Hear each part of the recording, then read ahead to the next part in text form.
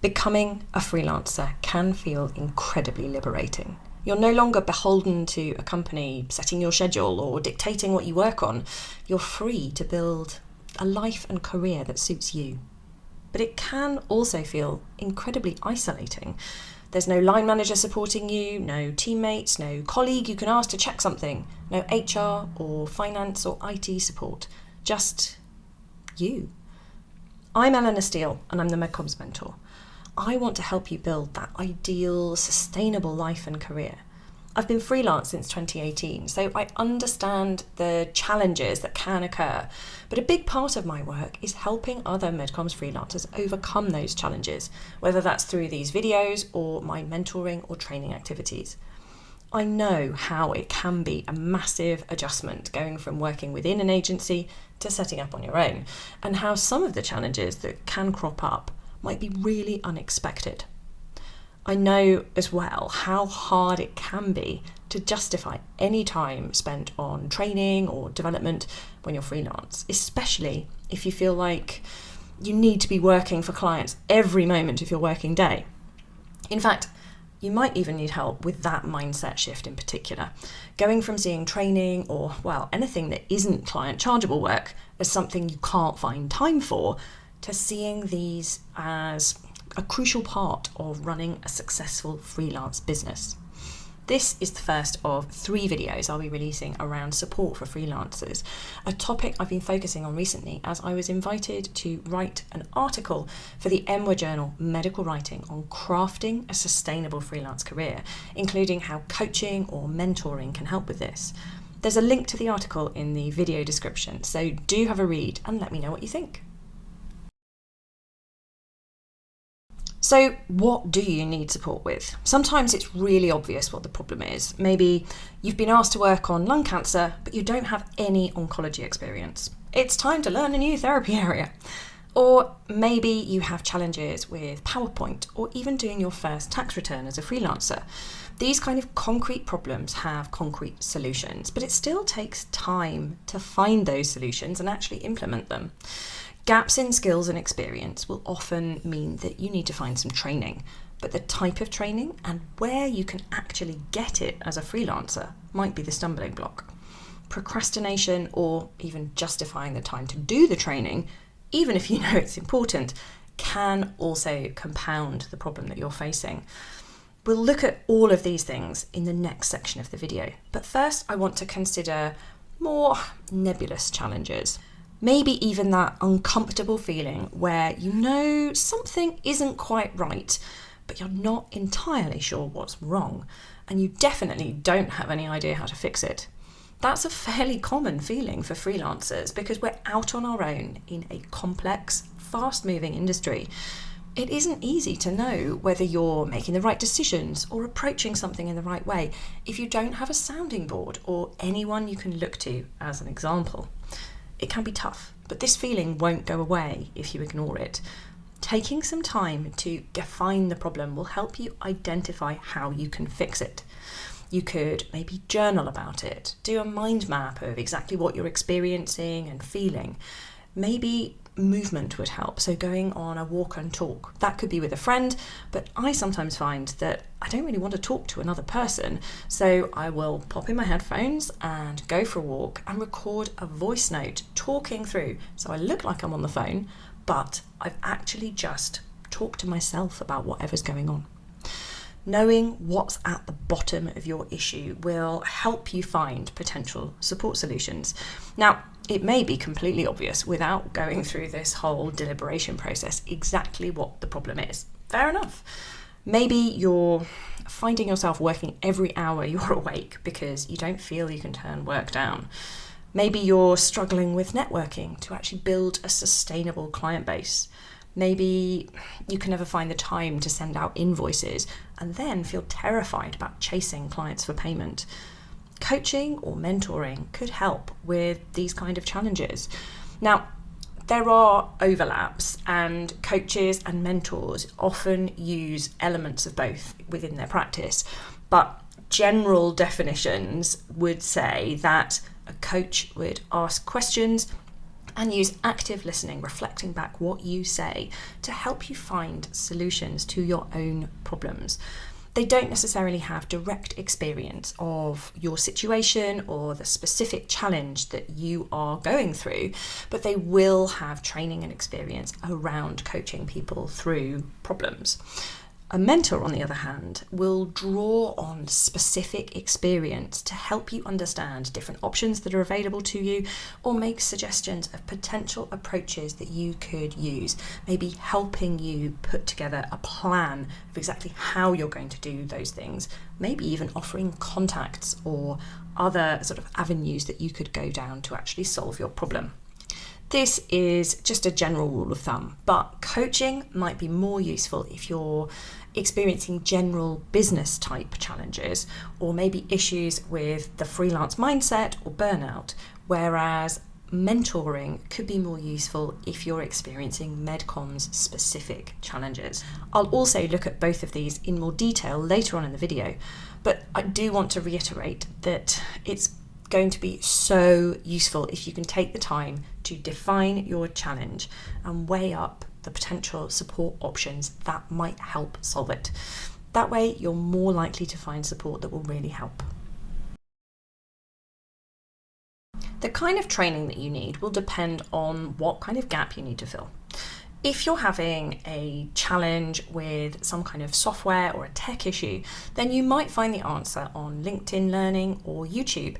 They have bite-sized little snippets to take you through specific little problems, but also giant deep dives to get you up to expert level in basically any kind of software that you can imagine. You could even potentially ask ChatGPT to walk you through something that you're struggling with. But a particularly common software that we need to get to grips with in MedComms is PowerPoint. I would really recommend looking at the resources that Bright Carbon have. They are a PowerPoint design agency, but they've got a huge number of free resources, including regular free webinars on different PowerPoint and other slide platform topics. That is fantastic for keeping your skills up to date. And I've found that I've learned things from these webinars that I didn't even realize I needed to know.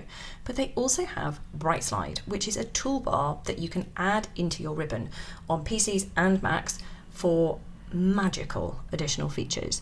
So they've got a thing where you can decide whether you want to align objects to the first or last object that you've selected, a tool to assess the accessibility of your content, looking at the fonts and sizes and colors that you're using, and many, many more incredible things that are really useful for the kind of content that we do in PowerPoint.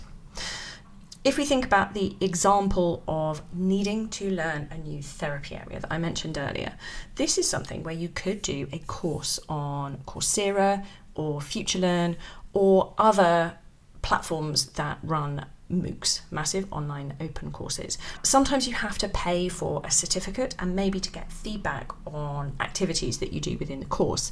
But often there is a free option to just view the material, which can be exactly what you need.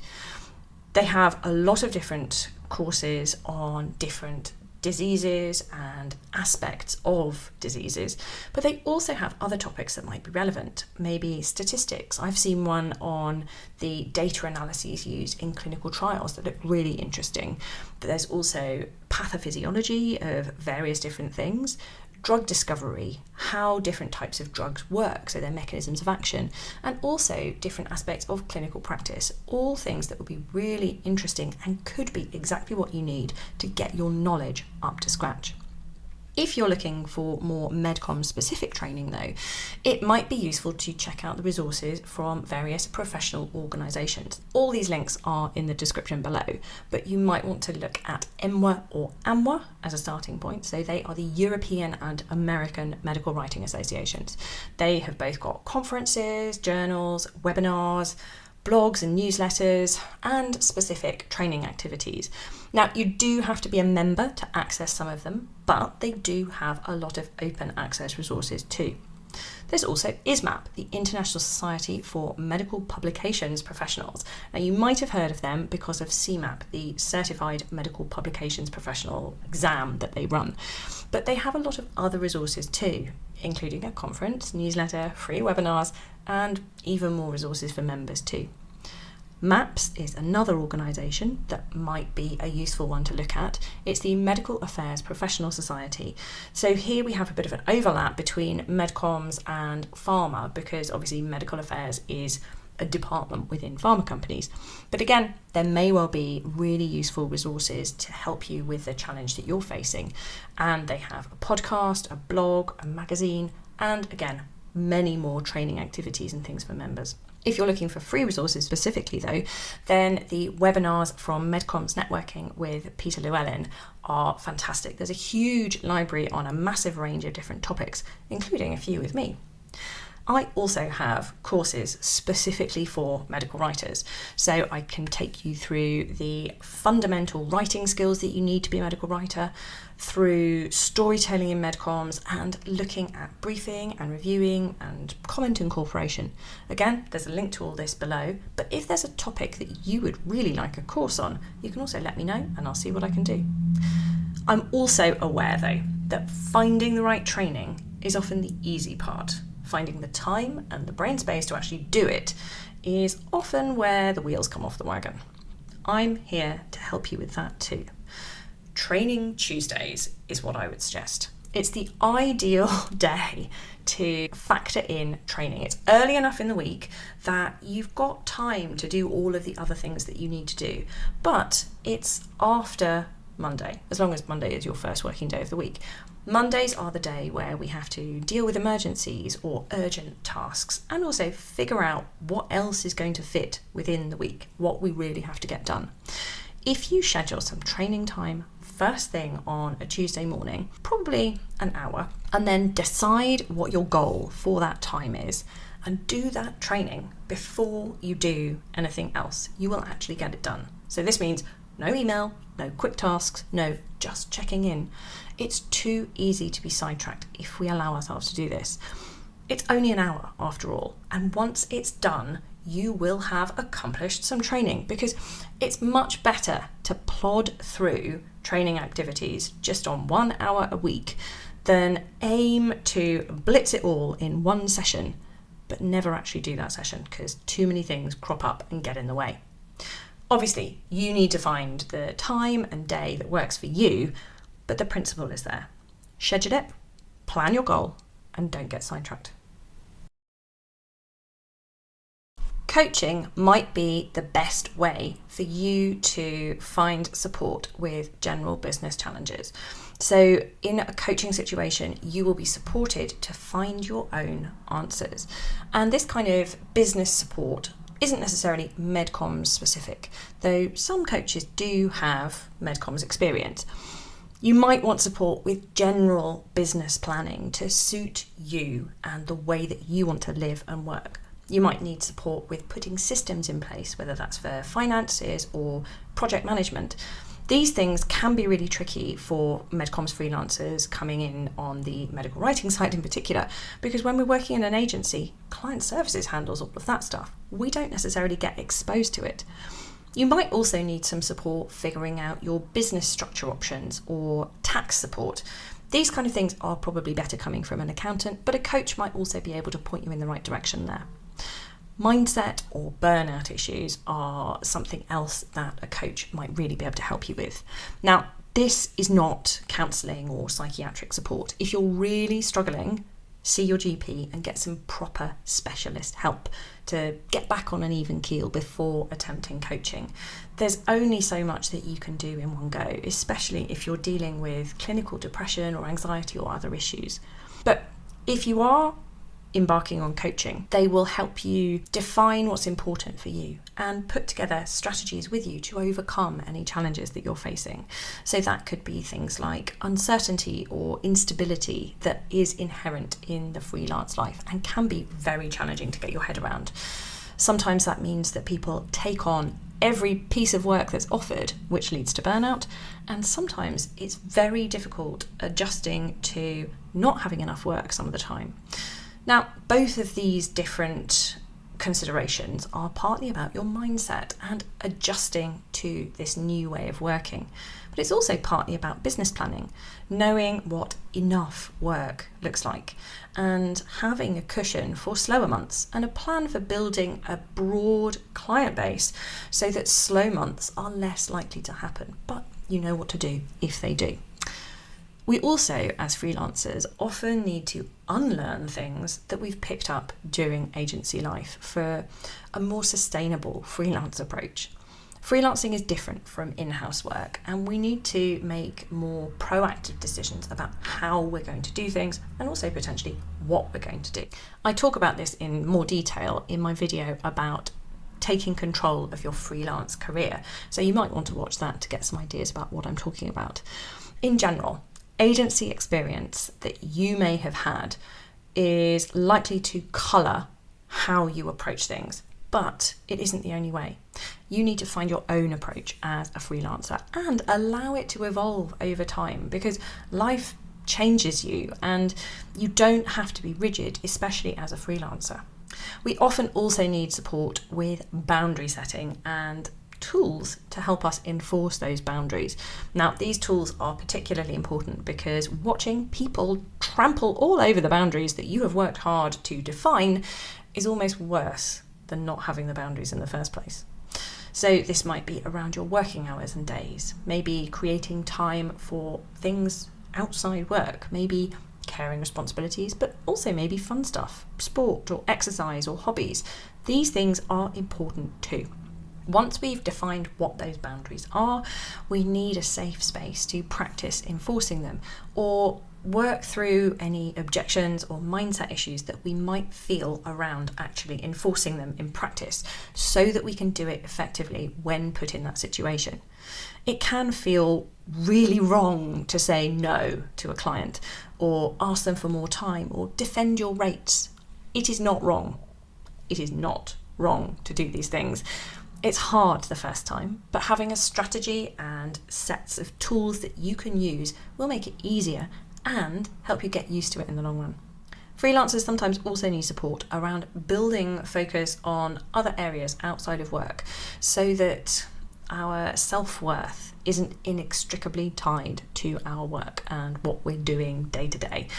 We always take work seriously in MedComms, I know, and medical writers may well have some perfectionist tendencies, but if work becomes all-encompassing and we take everything really personally, then we end up not having the time or capacity for any other things, and burnout becomes a real risk. This is definitely something that coaching can help with.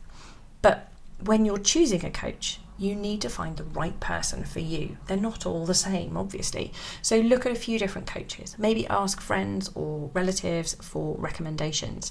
It's really important to feel safe talking to them so that you're able to be vulnerable to get the benefit. When you find some potential options, look at their website, any social media, and think about whether you would really click with them and whether they are talking about the kind of challenges that you are facing so that you know whether they will have a good chance of being able to help you. Most coaches will offer some kind of free introductory session or discovery call so that you can have a chat with them before you pay for sessions to check that the chemistry is working between the two of you. This is a really important way of making sure that the relationship is going to be right and you are going to be getting the right kind of support. If the challenge that you're facing is MedComms-specific, then mentoring might be best for you. A MedComms mentor is someone with experience that you can benefit from, but not necessarily follow that experience exactly. They will give you options or ideas to try, maybe contact details of people who could help you with specific things, and potentially also help you with skills like how to approach a particular project or therapy area. This could be someone in your network. Peer mentoring is a fantastic way to solve challenges, and it might be that you've got a work best friend that will help you with this. It's great to have someone that you can chat with even if you don't necessarily have a specific issue. So someone that you can moan to about a rubbish project or annoying client, but also celebrate finishing that rubbish project or signing with a lovely client. It softens the blows and enhances the highs if we can share them with someone who really understands. And this person can potentially mentor you or help you mentor yourself through particular challenges. They might also be able to give you a bit of a mentoring exchange if you have different strengths and experiences that you could potentially share with each other. If there isn't anyone that you can think of who would be able to act in that capacity for you, then you could potentially join freelancing or MedComms networking groups to try to find potential mentors and build your network of relationships that way. Another approach that you can take, if there isn't someone that could be a peer mentor for you, but might also be useful no matter what your situation, is the mentor in your head. This is something that I developed for myself when I first became a team leader. For a variety of very complex reasons, it was a baptism by fire. I didn't really have much senior support except from the managing director, and he was great, but he didn't have a scientific services background. I had a lot of decisions to make and a fairly inexperienced team who needed a lot of leadership. It was a massive step up for me. I'd been a senior medical writer before that, and there were definitely moments where I felt absolutely crushing imposter syndrome. But I had a secret weapon, the mentor in my head. My line manager in my previous job was fantastic and had taught me a huge amount. Whenever I was faced with a situation that I didn't know how to handle, I just thought, what would Gary do? Assessing my instinctive reaction against Gary's, even just in my own mind, helped me make those tricky decisions effectively and make me feel more confident about what I was doing. We can all do this. We all know someone whose judgment that we trust, who knows what they're doing. We can choose someone to be the mentor in our head to help us fight those imposter syndrome feelings and make those decisions that feel really complex. So who could be the mentor in your head? Just think, what would they do? And this process sometimes makes it much easier to actually follow your own instincts. Medical writers tend to be perfectionists, as I said earlier, and we overthink things. But looking at it from someone else's perspective can short circuit that process so that we can actually find a path and act. Now, asking that question and thinking, what would they do, doesn't necessarily mean that we have to follow the same thing that we think they would do, but it might help you see how you want to do things differently. Either way, it gives you confidence and can really work to trick yourself out of imposter syndrome. There are definitely situations, though, where you need professional mentoring support. I am obviously the MedComms mentor, but there are others out there. We have specific MedComms experience that will help you through MedComms-specific challenges, acting as a sounding board to help you navigate through those challenges. So it could be things like networking and business development through that MedComms lens, project challenges, helping you approach new things or tackle tricky things that you don't quite know how to get your head around. I also work with mentoring clients around the mindset and burnout challenges that I mentioned earlier with coaching, and also things like systems, finance challenges, and general confidence. I also help people define their ideal role, so making sure that if they are working as a freelancer, it's in the right way for them and they know how they're going to be working, why they're going to be making particular decisions, and it fits together in a sustainable way so they can have the life that they want. I also work with some clients who aren't sure whether they want to freelance or work in an agency, and I'll help them define what their ideal role is in this situation too. And sometimes that will be looking at different types of agencies and figuring out where they would be best to go and help them find that ideal position.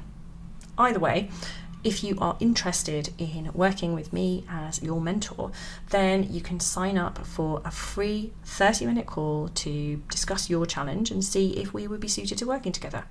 I'll give you some options of how this could work, plus some resources that might help you get started, even if you don't sign up for mentoring. I will also tell you if I don't think I can help, and where possible, I'll give you contact details of someone who might be better suited to overcoming the challenge that you're facing. And just in case there's anyone from an agency cheekily watching this freelancer support video, I also work with agencies to provide mentoring support for team members, so do let me know if it would be useful for me to support you or your team. I hope this video has shown you that just because you're a freelancer doesn't mean you should be isolated or give up on career development, and that there are lots of different options that you could take depending on what challenge you're facing. If you start off by defining exactly what you need support with, it will be easier to identify potential options that would be suitable. If it's a skills or experience gap, you can find appropriate training and implement training Tuesdays to ring-fence that time. Coaching might be your best option for general business challenges or issues around mindset or burnout, whereas MedComms-specific challenges could be tackled via mentoring, maybe someone in your network, someone in your head, or even with me. In my next 2 videos, I'll be looking at mentoring in a bit more detail. Firstly, looking at how you can get the most out of mentoring, no matter who your mentor is. The video after that will focus on how you can be an effective mentor. But if you found today's video helpful, please do give it a like and maybe share it with a freelance friend in your network. You can download a free PDF summary from a link in the description below covering everything that we've discussed today, along with my article published in the MWOO Journal. Do let me know in the comments if you have any questions or any suggestions for other video topics. I'd love to hear from you.